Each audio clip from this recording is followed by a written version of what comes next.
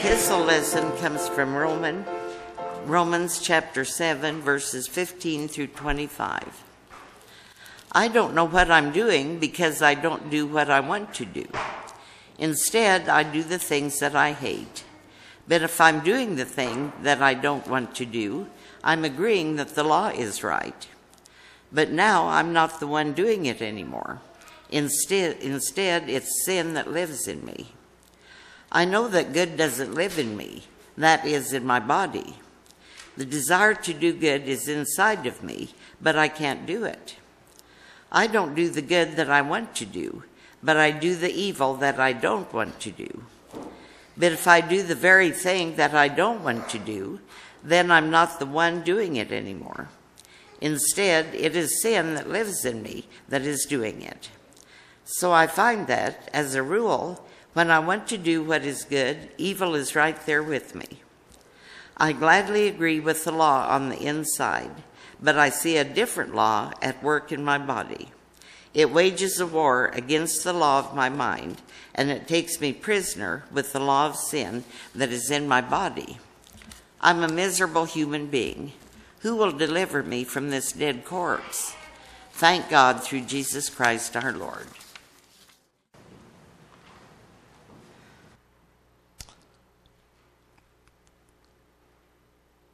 The night before we went on our pilgrimage during the annual conference, and those who haven't heard, we went, well, you saw the video, we were there for an entire day, 640, 50, whatever, to be with the Native Americans who remember the blood memory of the massacre there, and we who are Methodists have a certain connection to that. Well, the night before, Ray Buckley, an Inuit and Lakota Native American, there's quite a combination there. He told us a story about Little Mouse. Now, I don't have time today to tell you that story. In fact, it takes 3 days to tell it, he says. But in that story was a character, the coyote. And the coyote, when Little Mouse found the coyote was chasing his own tail. And in Lakota understanding, when a coyote or any being is chasing its own tail, it means he's lost his soul. He's lost his purpose, his direction. Isn't that a great image? We know that that's true when we individually we've lost our way and we wind up chasing our tail. Well, I worry that our culture is busy chasing its tail. Well, worry and also kind of exalted by the technology. You know, 200 years ago, you were very fortunate to ever get a professionally painted portrait of anybody. 100 years ago, you could get a portrait by a professional photographer. 50 years ago, you had your own brownie, and you could take all the pictures you wanted, but boy, they were expensive. So you were very careful.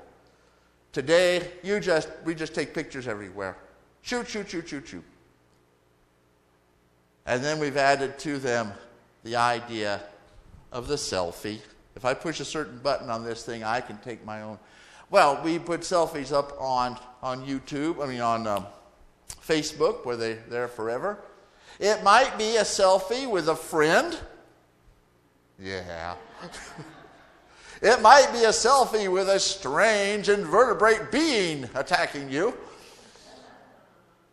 And then on the 4th of July, we were out driving around and we came upon some harvesters cutting, and I thought, boy, this is my chance to get that video I have wanted for 20 years.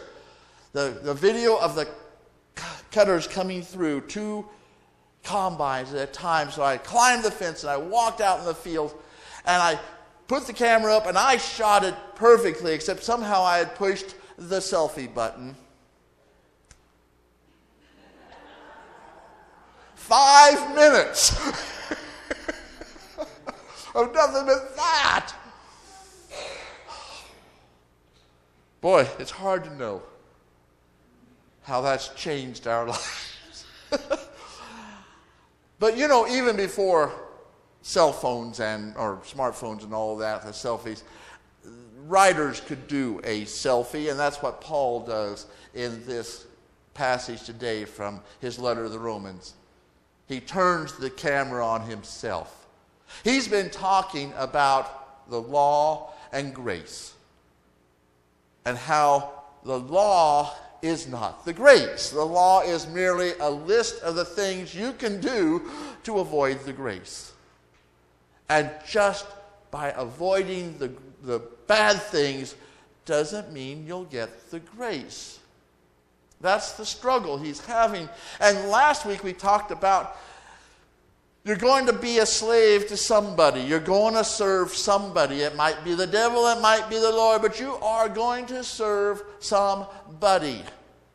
If you decide that you don't want that righteousness that the church is so busy laying on you, well, you're going to serve yourself.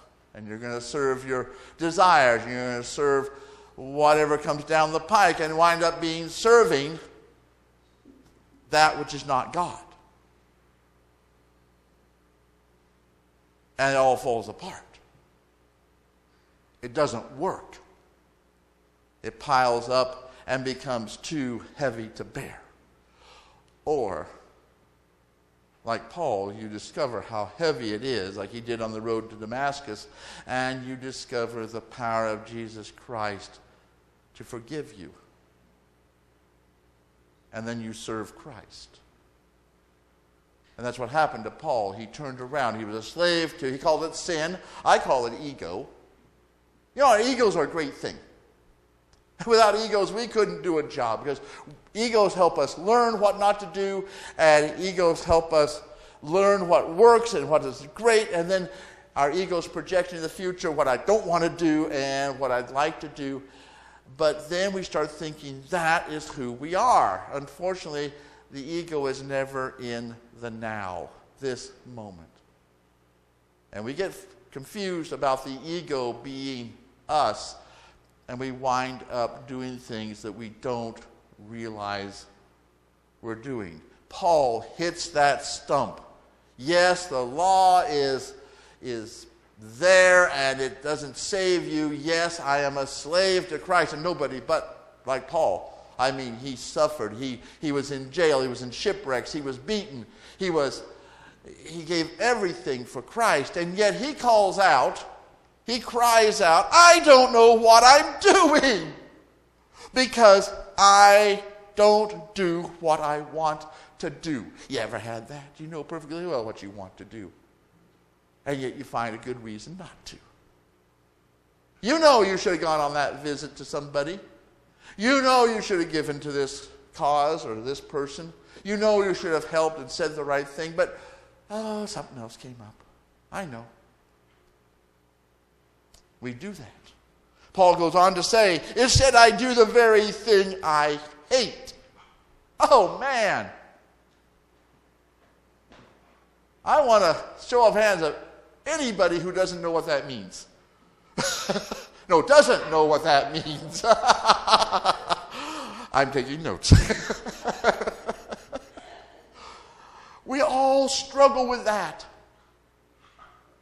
And Paul he just turns that camera on himself and says, look, I've shown you what it's all about, and yet I have a problem too with it. And he goes on to write, but if I'm doing the thing that I don't want to do, I'm agreeing that the law is right. So I wouldn't know it was wrong without the law. And it is wrong. And though I'm breaking the law, I'm proving the law because of all the stuff that comes down the pike, following, doing what we know is wrong. It's a struggle. Every single Christian must remember that struggle, because we have some folks are just working on it. And it's hard. And if we go around saying, well, I've got it. I've got God in my pocket. I got mine, you get yours. No. We never quite get there completely in this life. We are always less than perfect. Thank God for Jesus Christ. That's how Paul ends this. What am I going to do? I'm not going to do anything. I'm going to strive to do my best, but the one who does what needs to be done is not me. It is Jesus within me. He is the one who offers righteousness. Now, righteousness means justice with mercy and love. That is the issue of righteousness. It's not doing all the rules. You know, a good Methodist would never drink, smoke, cuss, spit, dance, or play cards. And then we take that and we say anybody who would drink, smoke, cuss, spit, dance, or play cards must be going to hell. No, you've taken the law and you've turned it into a battering ram, a bludgeon, and that's not what it's about. It's about Jesus Christ taking away from us this ego self that spoils our life and guides us away from making such judgments to loving and caring and seeking righteousness. Some people call righteousness happiness. I don't like the term happiness because it just happens. But there are three ways to this good life. And the first is La Dolce Vita, the sweet life. In fact, this is from the movie La Dolce Vita. It's about getting all the pleasure you can. You know, whatever it takes to enjoy life in the moment. And it's fickle. And it's habituating. The more we get, the less it does. Just like a drug. You can't get that first high again, no matter what you do. I'm going to call that La Dolce Vita. That's going after the pleasure. And there are some folks who do that, and good for them. But it doesn't necessarily work. A deeper way of moving toward this righteousness, this good life, this fullness is what I call immersion. Have you ever had a project where you got so fully involved in it that you were just living in the now? It happens with sports teams a lot. In sports, on the field, everything is focused. Everything, you're just living on the muscle memory, and everything is right. Well, when it really works right, everything is right. And life is full as long as you're on the field or on the court. And then when you step off, well, life is back to its doing the right thing, doing the wrong thing. But it's the immersion that makes life great. The third way to this living, the one that Jesus showed us so clearly, has been called altruism. This is where we take our hearts and minds and we focus on others. They may be family, friends, community, or total strangers, like these kids who go into the streets of Nashville and take meals to the homeless there, the street people. They give of themselves to the others. And there is a happiness. In fact, they've done studies to prove that people who do benevolent acts are actually happier when they're done. They are actually feeling better about themselves for a day or two or a month. It is everything you need. And this is the righteousness Jesus Christ offers us. Yes, we are going to wind up doing things we don't want to do. That's the way it is. God forgives us. We may not succeed in doing the things we want to do. God forgives us. And yet Jesus opens up this possibility of fullness of life that we know most completely when we reach out to others in love. Just